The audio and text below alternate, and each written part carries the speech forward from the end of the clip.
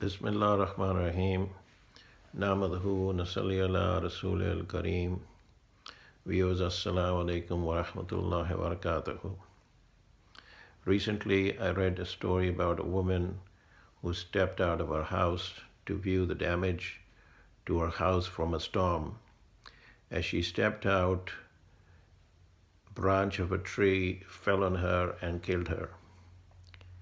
Now, the visible cause of her death was the branch of the tree falling on her. But the real cause was that her allotted time had come to an end. Allah subhanahu wa ta'ala, the Creator, has fixed a time for everybody, the time of his birth and the time of his death. And no one can advance that or delay it. The fact that she died doesn't necessarily mean that she was a bad person. Its death comes to good people and bad people. The important thing to keep in mind is that the real cause of death was the order given by the Creator, Allah subhanahu wa ta'ala, to the angel of death to take a life. So some people would think that if she had not done that, didn't go out of the house, people keep discussing if this happened or if that happened, etc., etc. But the real thing is that Allah subhanahu wa ta'ala, the Creator, creates the conditions. When a person is to be born into this world, conditions are created for his birth. When a person's time has come to an end, then conditions are created for that. Now, this does not mean that one should not take precautions. For example, these days there is the coronavirus.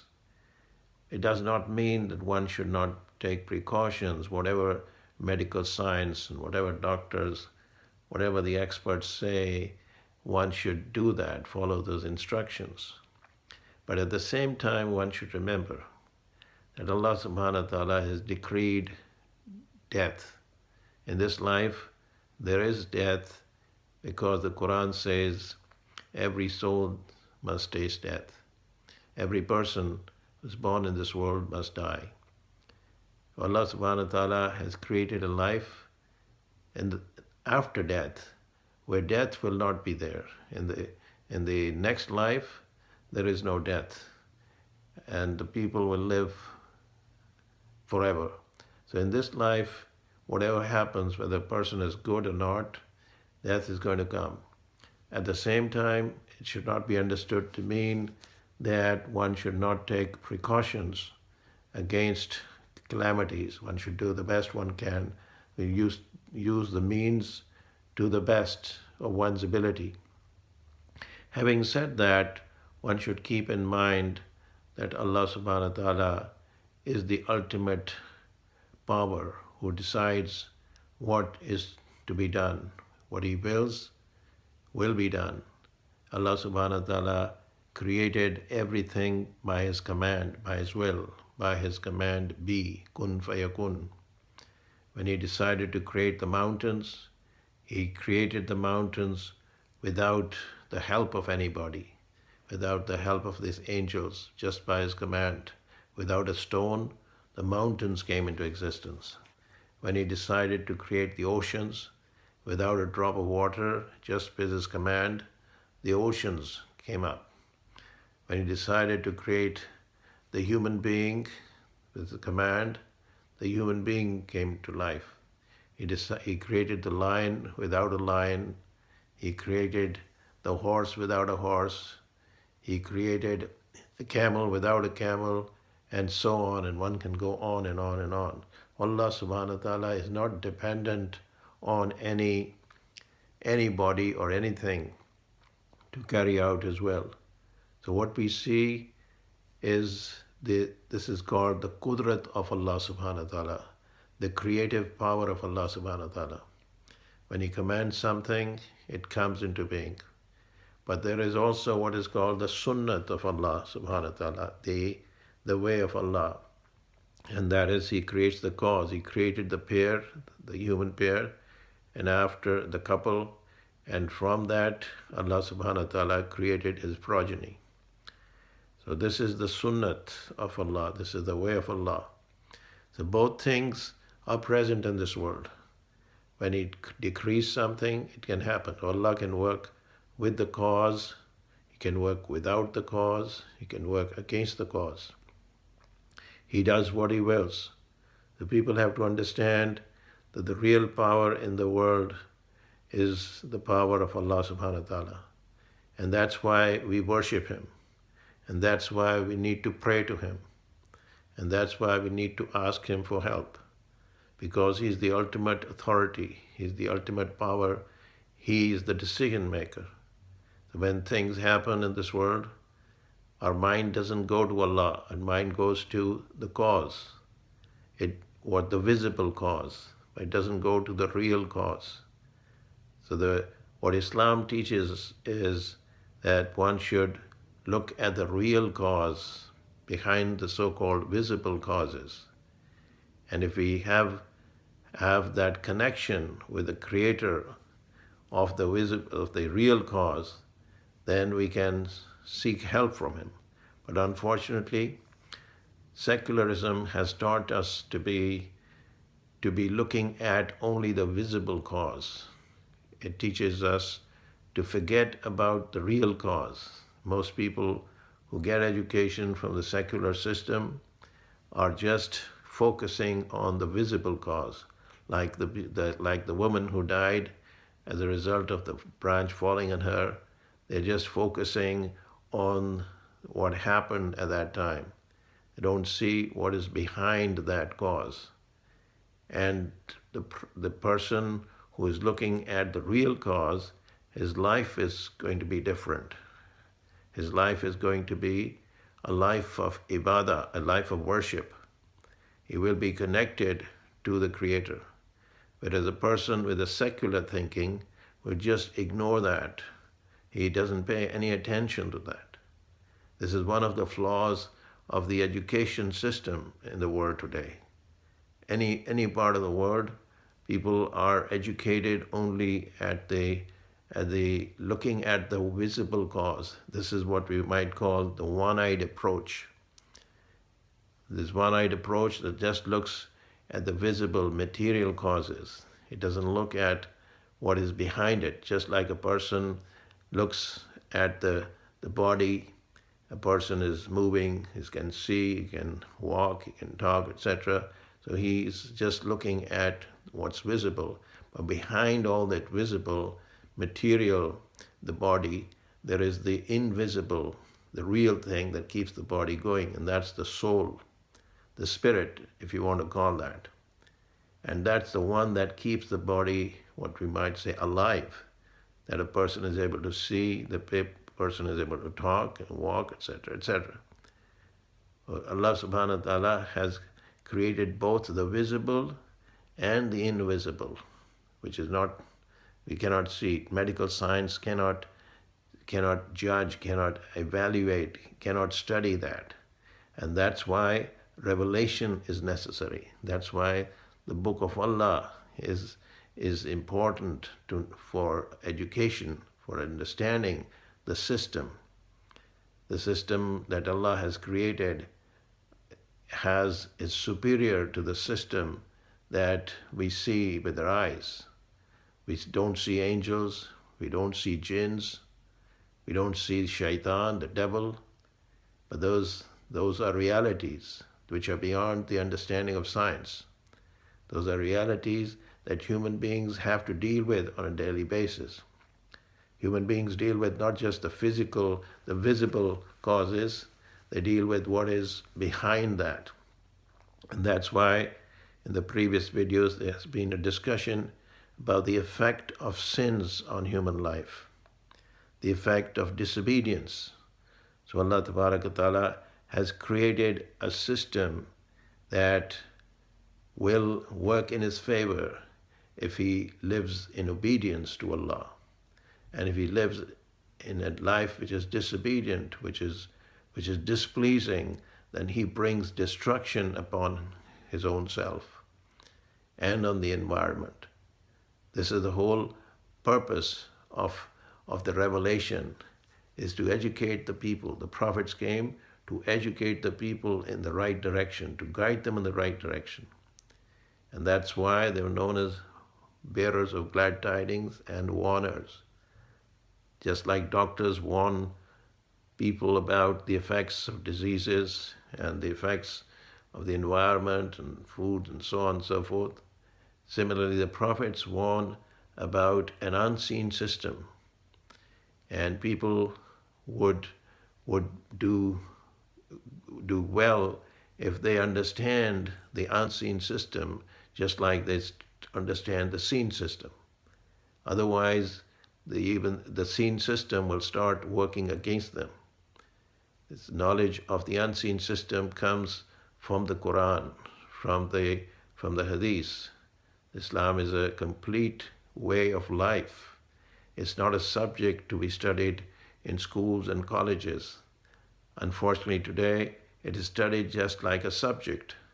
People study it just to take an exam. And once the exam is over, they feel that they know what the subject is. But they have not really understood what is the purpose of Islam. Islam is a way to get help of Allah subhanahu wa ta'ala, the creator, the cherisher, the one who makes all the decisions. He's the one who makes decisions about who lives and who dies. He's the one who makes decisions who goes up and who goes down. That's why he's worshipped, because of his complete control over his creation. Allah has not lost control over the creation at any time, but he gives people opportunities. If he forced people to do good or to do evil, then people would be blamed. People would not get the credit or get the blame. Or he doesn't force people. He guides them. He gives them the right directions, but then he leaves them to do as they wish.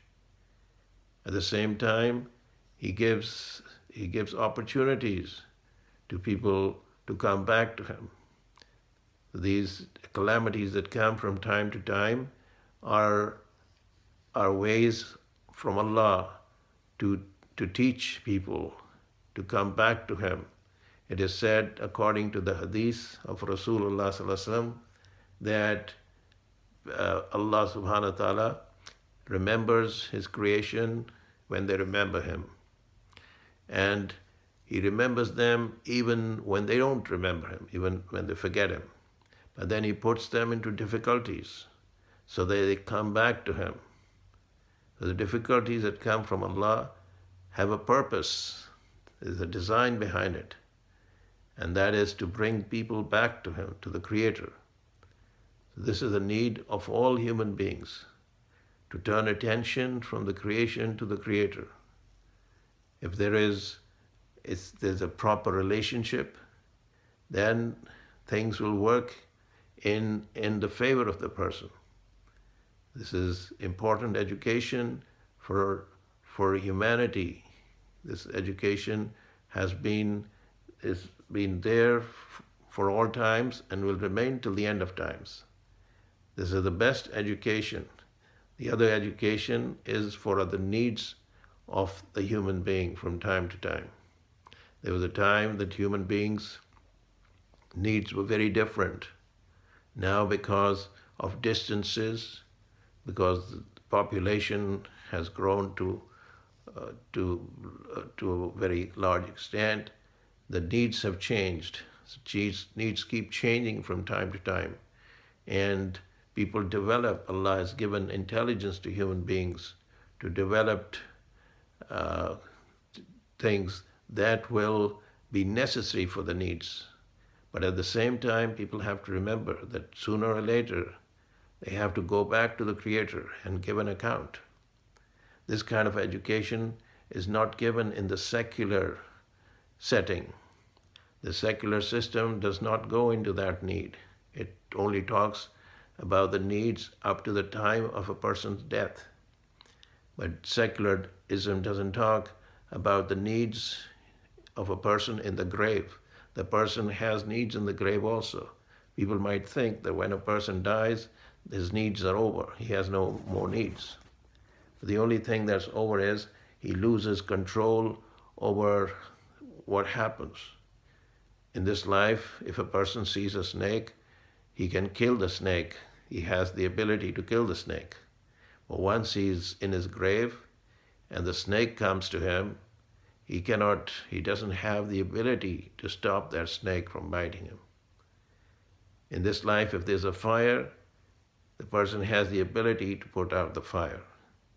But once he enters into the grave, if the fire comes, he does not have the ability to stop it. Now, people might say, well, we look into the graves and we don't see any fire and we don't see any snakes.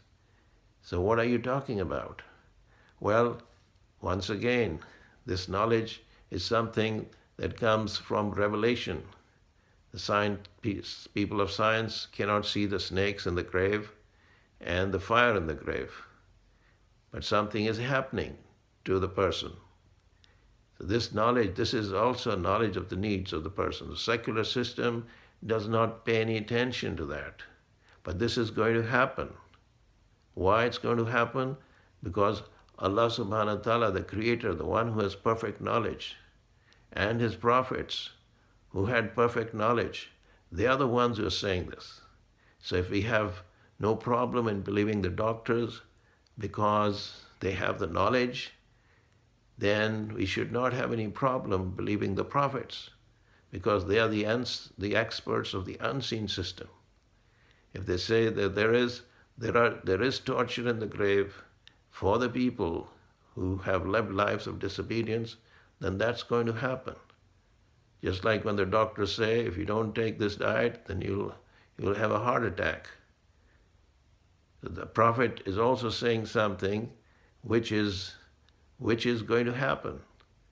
So it's a question of whether one believes or one does not believe. This is a need. This need is going for every single human being. That people should pay attention. They should pay attention to what the Creator is saying. That's why the Quran is a guide to humanity. Allah wants His creation to be successful, both in this life and the life that starts at the time of the death. The Quran is the only book that goes into details. The hadith of Rasulullah is thousands of these sayings that go into the details as to what happens to a person when he dies, leaves this world. Unfortunately, the education which people receive, they just don't go into that discussion at all. They assume that the knowledge that they have is enough.